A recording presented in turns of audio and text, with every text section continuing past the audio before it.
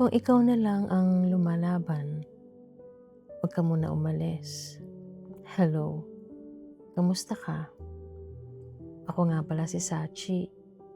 Salamat sa pag-tune in at sana samahan mo ako hanggang sa dulo ng video na ito.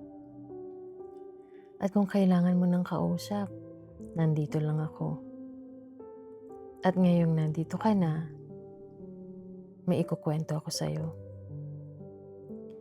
Minsan hindi mo naman napansin agad. Akala mo okay lang. Okay lang, konting effort pa, aayos din. Kaya nagbigay ka pa, nag-intindi ka pa, nag-adjust ka pa.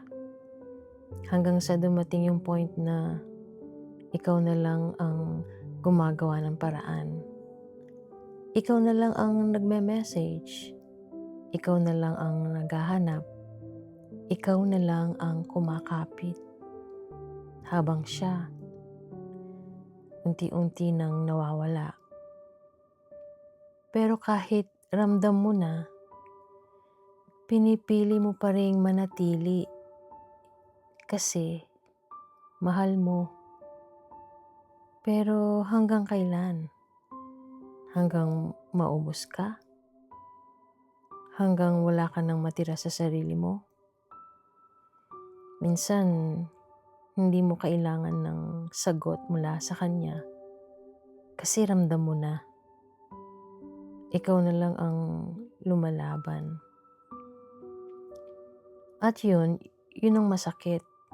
Hindi dahil hindi ka mahal, kundi dahil ikaw na lang ang nagmamahal. Pero alam mo, hindi mo kasalanan na nag-effort ka. Ang mali, yung pinili mong kalimutan ang sarili mo.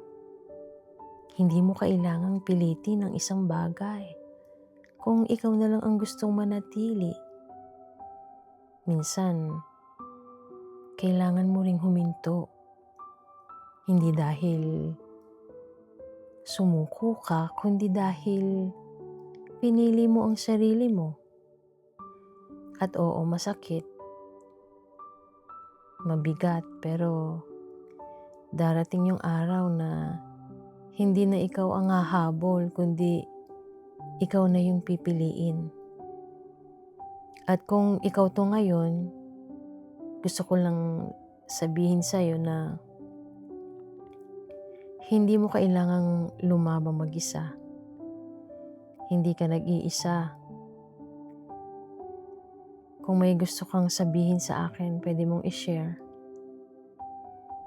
At pangako para sa ating dalawa lang ito. Kaya kaibigan, nandito lang ako, hindi ako aalis.